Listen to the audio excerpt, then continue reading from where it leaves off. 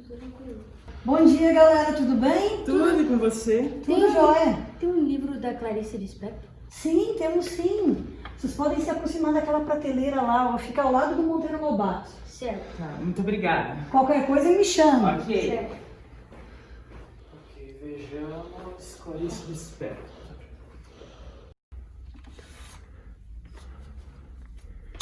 Opa! Olha o que é isso aqui? Isso aqui é uma prova com um documento que alguém esqueceu?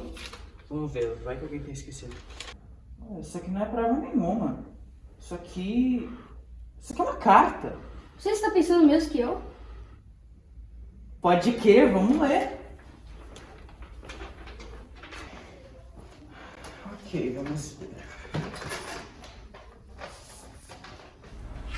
Querido leitor, aqui, entre um emaranhado de letras com pouco objetivo, encontra-se um relato sobre Clarice Lispector. Embora estejamos falando de uma autora conhecida, que se iniciou de um emaranhado de átomos, estamos também falando de um ser com poucos luxos e grandes decisões. Clarice em si é uma contradição, uma reinvenção, uma morte que tem fim em vida, um reflexo de espelho com inúmeras faces, mas que apenas reflete uma. Quando falo de Clarice, não consigo deixar de senti-la em meus dedos, rodando a caneta com suas unhas vermelhas, contraindo a boca e esperando que o relato seja então um alívio.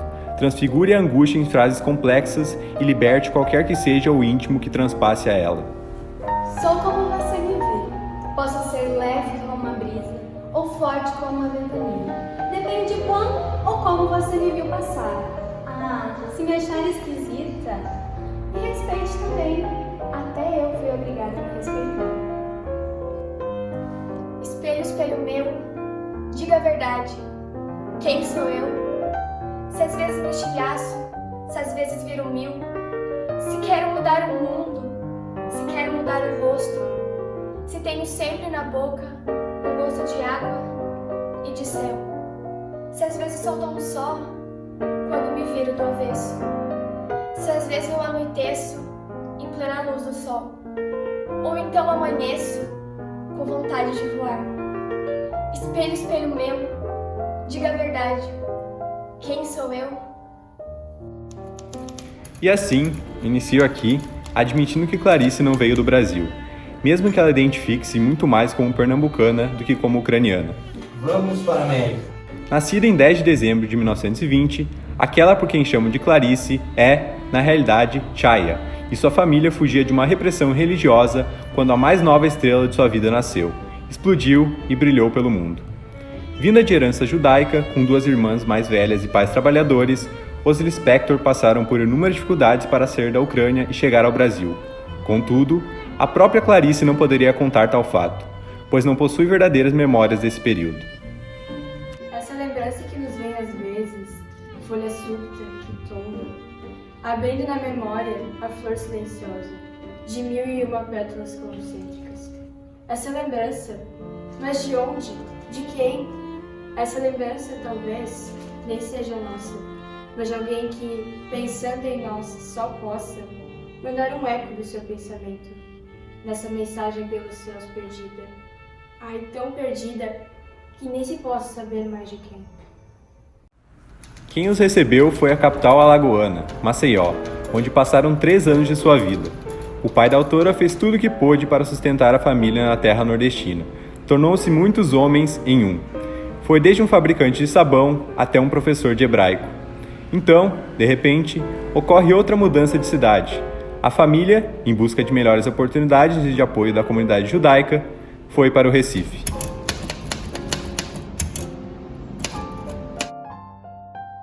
Amar cidades, só uma, Recife.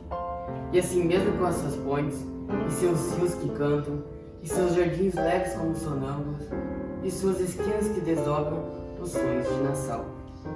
Felizes os jovens poetas que recebem seus corações, antes do amor e depois da infância. A palavra, a cidade de Recife.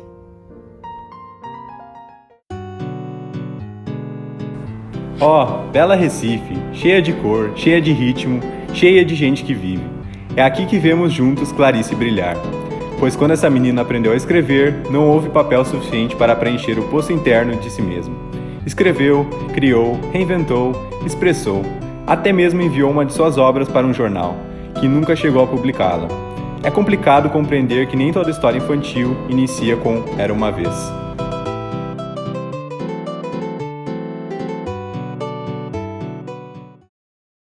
Era uma vez uma cachorrinha muito alegre, era sonhadinha. Era uma vez um tal Marcelo que se achava muito belo. Era uma vez um tal João que comia sorvete com feijão. Era uma vez um cachorrão enjoado, batidor e folgadão. Era uma vez um palhaço que só levava tombaço. Era uma vez um sacristão que tocava o sino com o dedão. Era uma vez uma professora que teimava em ser cantora. Era uma vez um safado prefeito que dizia, não tem defeito. Era uma vez uma tal dona Inês que tinha cão listrado e gato xadrez.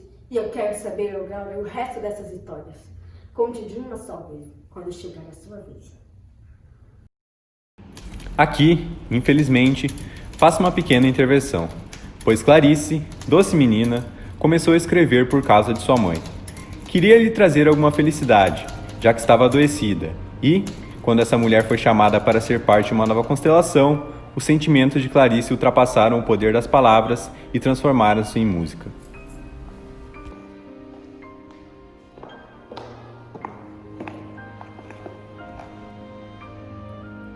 Como mãe, não tenho finura. Sou grossa e silenciosa. Olho com rudeza de meu silêncio.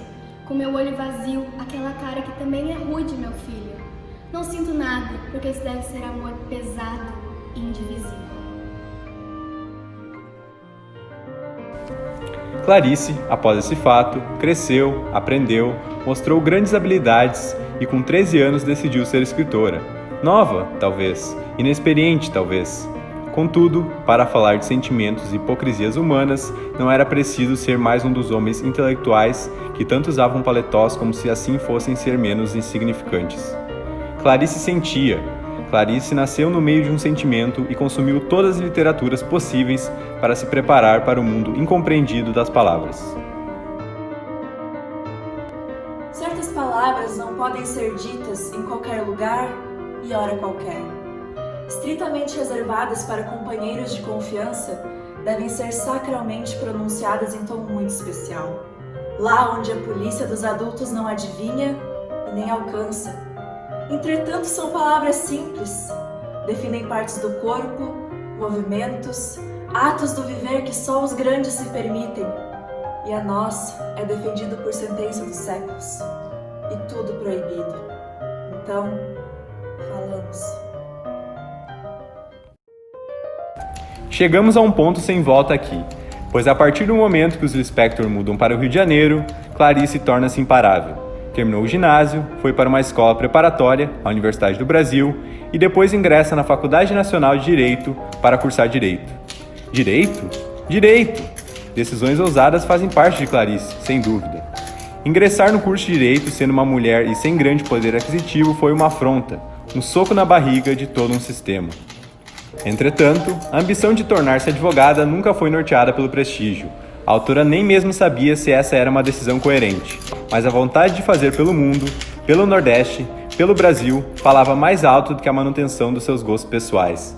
E, entre essas conquistas e outras, mais uma estrela da vida de Clarice se foi: seu pai.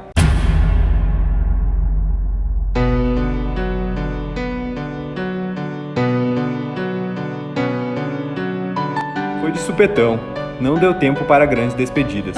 Porém, foi o suficiente para reunir todas as irmãs Lispector em uma única casa. A família Lispector, mais uma vez reunida. Abro os olhos. Não vejo mais meu pai. Estou só. Estou simples. Durante seu período de faculdade, trabalhou na Agência Nacional como redatora, o que francamente é muito entediante, ainda mais para a personalidade inquieta e reflexiva de Clarice. Então, completamente cansada desse mundinho de palavras formais, Clarice buscou um reavivamento da sua alma no jornalismo. No jornalismo? Sim, no jornalismo. Uma área completamente dominada por homens que não intimidavam Clarice de forma alguma. Escrever não depende do seu sexo, não depende da sua roupa, depende da sua capacidade. Escrevo porque encontro nisso um prazer que não sou pretensiosa. Escrevo pra mim, para que eu sinta minha alma falando e cantando, às vezes chorando. Eu escrevo sem esperança de que o que eu escrevo altere qualquer coisa. Não altera nada, porque no fundo a gente não está querendo alterar as coisas. A gente está querendo desabrochar de um modo ou de outro.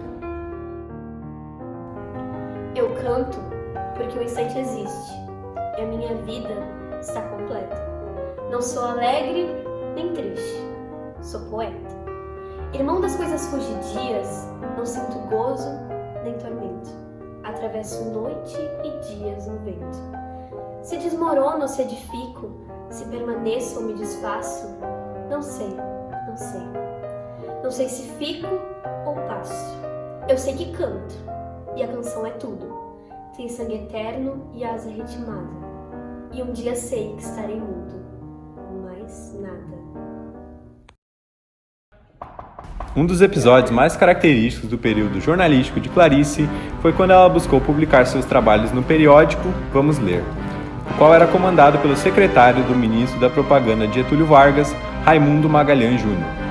Com toda sua ousadia e timidez, a jovem autora chegou no lugar já dizendo: Eu tenho um conto, você não quer publicar? E a resposta imediata após Magalhães ler um trecho de seus escritos foi: Você copiou isso de quem? De ninguém, é meu. E assim, o secretário concordou em publicar.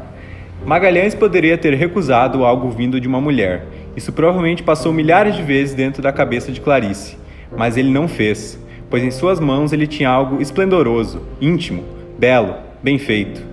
Não havia motivos racionais para não investir naquilo, e foi dessa forma que Clarice cresceu como jornalista, provando incontáveis vezes a sua capacidade.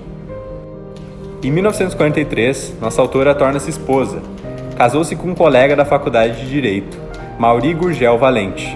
Não foi um primeiro amor, não foi um romance de época como o de Jane Austen, ou algum dos romances de José de Alencar. Foi um sentimento, uma sensação, algo que cutucou e fez bem. Mauri parecia que havia, sua inteligência, sua capacidade, sua determinação. Isso era bom.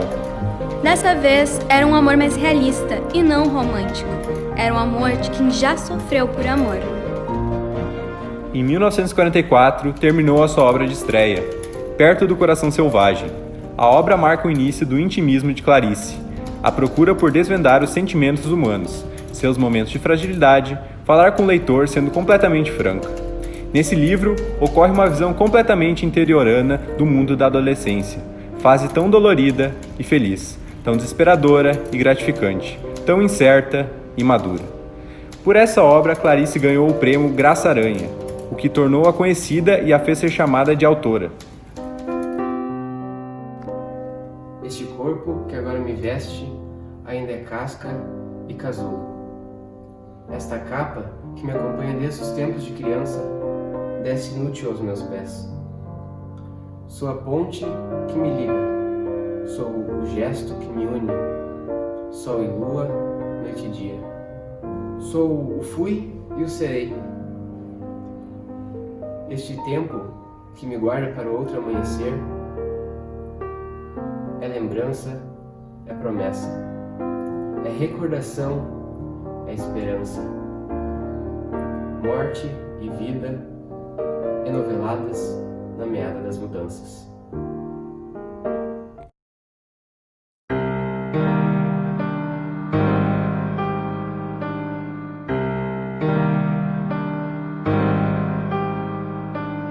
Também me surpreendo, com os olhos abertos, para o espelho pálido, de que haja tanta coisa em mim, tanta coisa sempre silenciosa.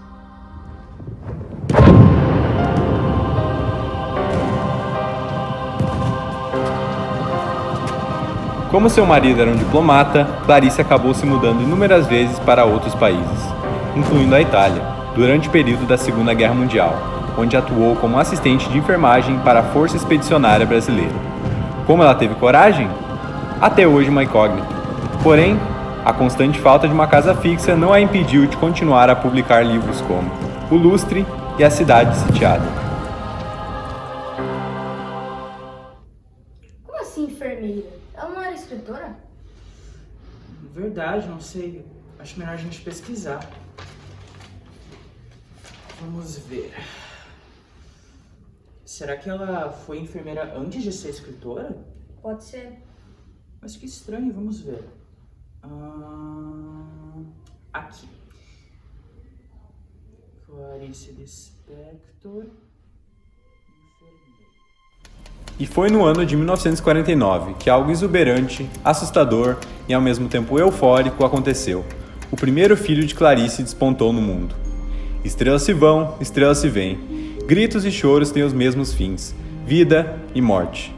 Ali, naquele menino, chamado Pedro, surgiu uma nova estrela. A partir desse momento, a autora passa a publicar apenas contos. Até por uma questão lógica, ela tinha um filho para cuidar, criar, amar. E escrever não era uma obrigação. Creio que esse tenha sido um grande erro de grandes autores: tornar o escrever e o criar trabalho. Clarice nunca se intitulou escritora, pois no momento que fosse classificada como tal, o ato de escrever se tornaria meramente comercial, e Clarice escreveria por prazer, por inspiração, por necessidade de transformar os sentimentos em palavras, para que esses se tornassem eternos. Não havia nada de trabalho nisso. Clarice era autora, mas não escritora, e isso dava-lhe liberdade. A liberdade. Sim, a liberdade. A verdadeira liberdade. Pensar sem desejos nem convicções. Ser dono de si mesmo, sem a influência de romances. Existir sem Freud nem aeroplanos. Sem cabarés nem na alma. Sem velocidades nem no cansaço. Liberdade é pouco. O que eu quero ainda não tem nome. Durante sua estadia nos Estados Unidos, em 1953, seu segundo filho nasceu. Nisso, iniciou-se um hiato em sua criação, sem grandes feitos literários. Os seus contos continuaram sendo publicados, seus livros começaram a ser traduzidos para outras línguas, mas há uma pausa nas suas longas obras intimistas. Mãe, como você vai ensinar para crianças? Que tal começar por um velho falante de farinha de ideias? Bom, direto do mundo do Era Uma Vez, a história de Clarice Lispector, O Mistério do Coelho Pensante. Sintam toda a magia da história que está no ar. Pois olhe, Paulo, você não pode imaginar o que aconteceu com aquele coelho. Se você pensa que ele falava, está enganado. Nunca disse uma só palavra na vida. Se pensa que era para dizer a verdade, não passava de um coelho. O máximo que se podia dizer é que se tratava de um coelho muito branco. Mas é no ano de 1959 que a vida de Clarice toma outro rumo. Ela separa-se do marido. Os motivos? Foram muitos, principalmente pela falta de participação do marido na vida dos próprios filhos, ainda mais com o primogênito tendo sido diagnosticado com esquizofrenia, além de acreditar que Clarice deveria estar sempre em casa junto a ele, independente se ela quisesse voltar para o Brasil para ver a família. Dessa forma, a autora arrumou suas coisas e veio junto com os filhos para o Rio de Janeiro.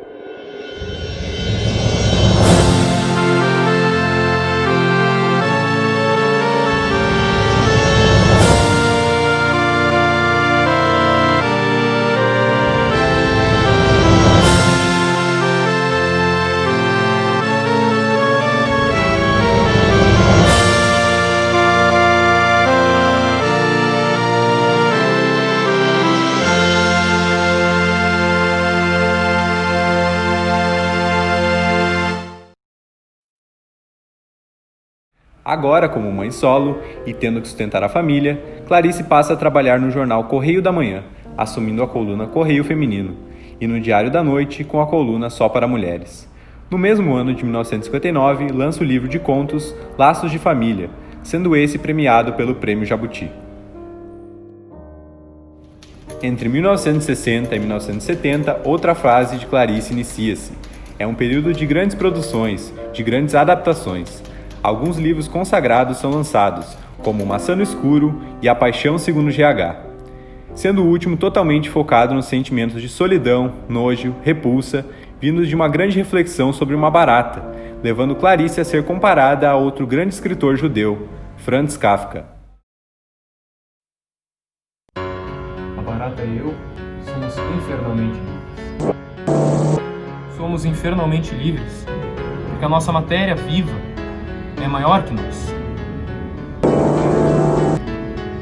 Somos infernalmente livres porque a minha própria vida é tão pouco cabível dentro de meu corpo que eu não consigo usar.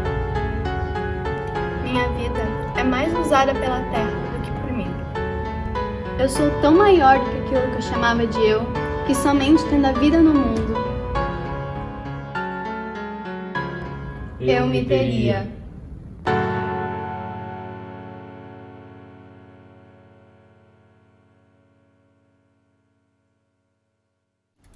Não há maior glória para um autor do que saber que a sua obra pode alcançar ou superar a complexidade e grandeza de outras obras já consagradas. Clarice sempre brilhou, nasceu brilhando, e nesses momentos ela explodia. Ora, direis ouvir estrelas, certo ou perdeste o senso?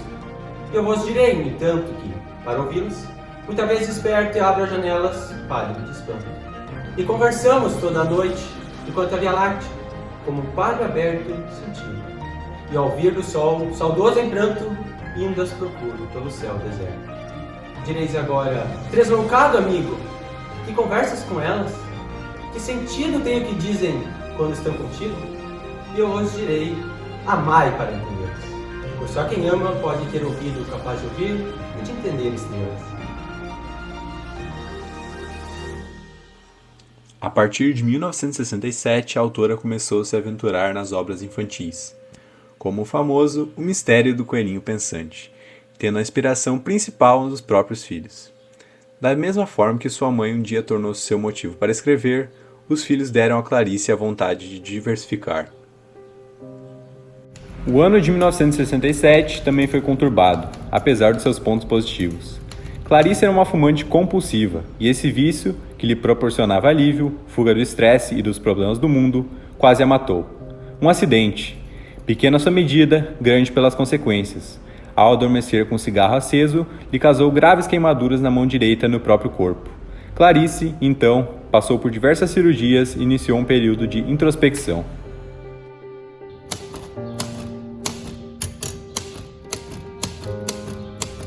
No ano seguinte, em setembro, houve um incêndio em meu quarto. Incêndio que me atingiu tão gravemente que fiquei alguns dias entre vida e morte. Meu quarto foi inteiramente queimado. O estuque das paredes e do teto caiu. Os móveis foram reduzidos a pó.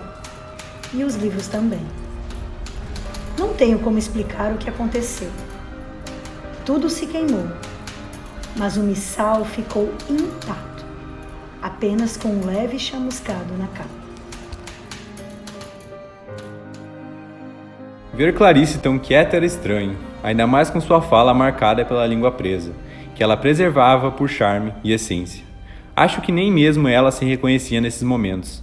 Durante essa época reclusa, a autora continuou tendo trabalhos publicados nos jornais, deu algumas entrevistas, fez alguns contos.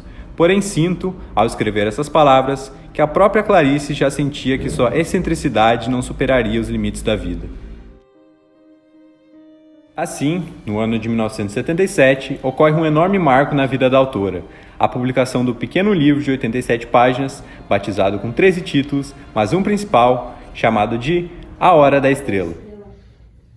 Bem, a prof de português ela acabou me recomendando esse livro, só que eu nunca li nenhuma obra de Clarice Lispector.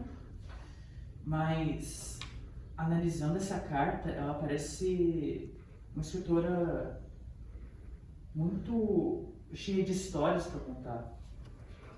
Não me impressiona que ela tenha escrito tantas obras assim. Ela parece ter tido uma infância dramática. Ela é uma pessoa tão sabida, tão cheia de ideias. Com licença, meninos. Ouvi que vocês estão falando muito sobre Clarice Lispector. Tem algo aqui que vai complementar a leitura de vocês. Espero que gostem. Fãzinho. Obrigado. Às ordens. O livro é diferente de tudo aquilo que a autora já havia realizado. Clarice assumiu um autor masculino, mais duro, mesmo que ainda sentimental, e decidiu contar a história de uma personagem vazia, Macabea.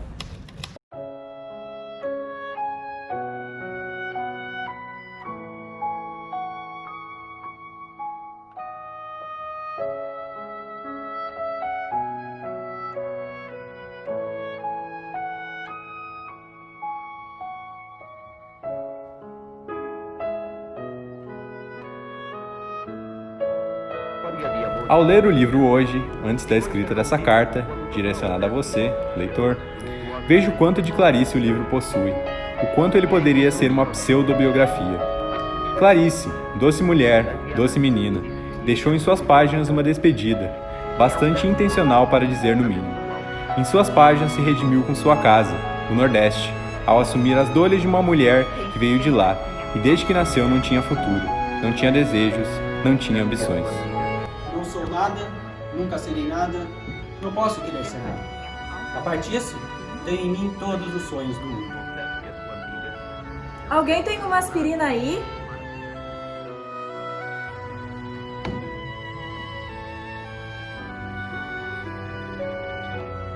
Me desculpe, senhorita. Posso convidar a passear? Sim. Isso me permite. Qual é mesmo a sua graça? Macabea. Maca o quê? Bea. Me desculpe, mas até parece doença. Doença de pele. Eu sei, eu também acho esquisito. Minha mãe me botou esse nome como uma promessa a Nossa Senhora de Boa Morte caso eu vingasse.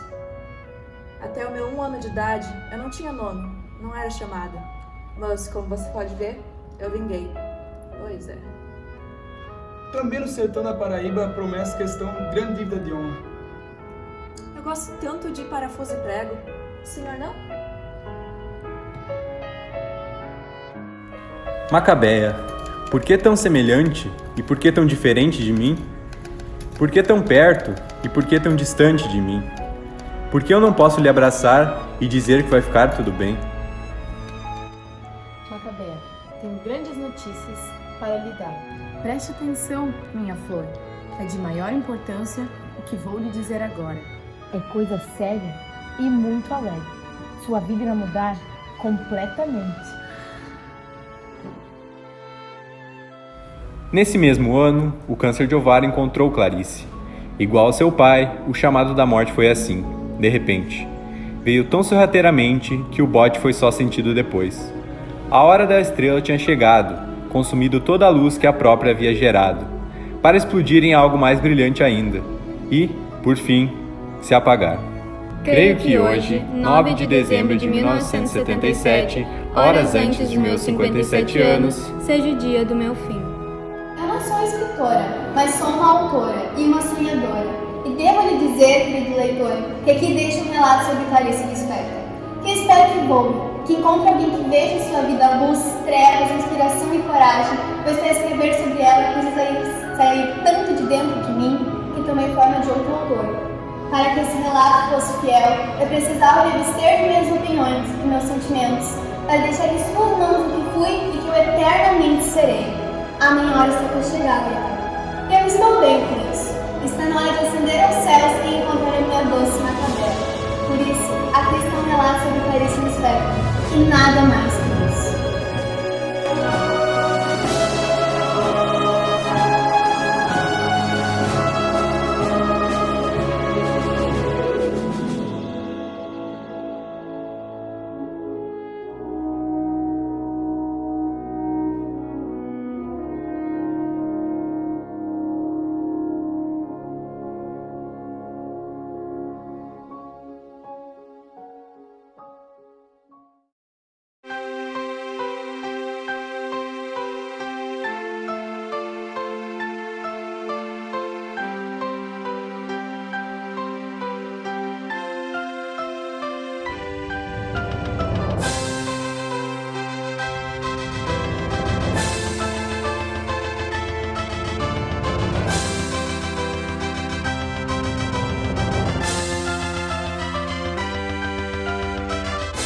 Numa terra distante daqui, nasce um ente astral, mas nesse lugar não vai prosperar.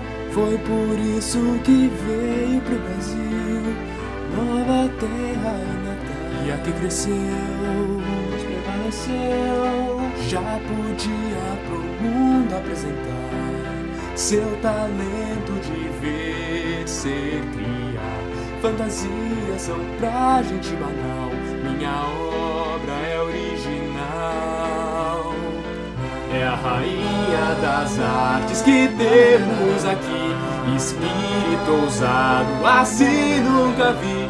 E ainda enfrenta esse mundo cruel, estrela, é tua hora de brilhar no céu.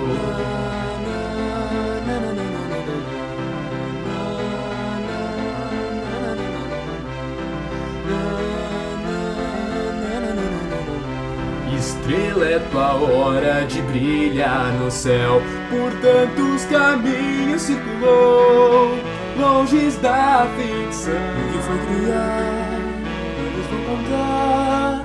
Uma moça que se apaixonou por selvagem vilão, e outro ser feliz, como que não tinha e o diz. O Nordeste não pôde abandonar, fez de lá triste moça emigrar. Certa vez alguém cansou de viver e o fez um inseto comer. E ainda assim é a rainha das artes que temos aqui, espírito ousado, assim nunca vi.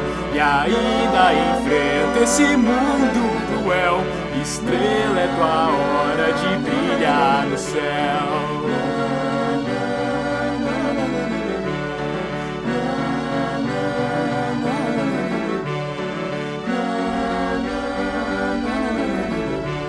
Estrela, é tua hora de brilhar no céu. E apesar disso casou, e nem assim foi feliz viver. Viu sua chama se escurecer.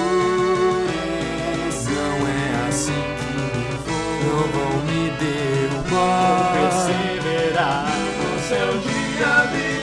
É a rainha das artes conosco aqui, tua vida ousada, assim nunca vi. E ainda enfrentou esse mundo cruel, estrela, é tua hora de brilhar no céu. É rainha das artes conosco aqui, tua vida ousada, assim nunca vi. E ainda enfrentou esse mundo cruel. É o teu centenário, clarice teu céu.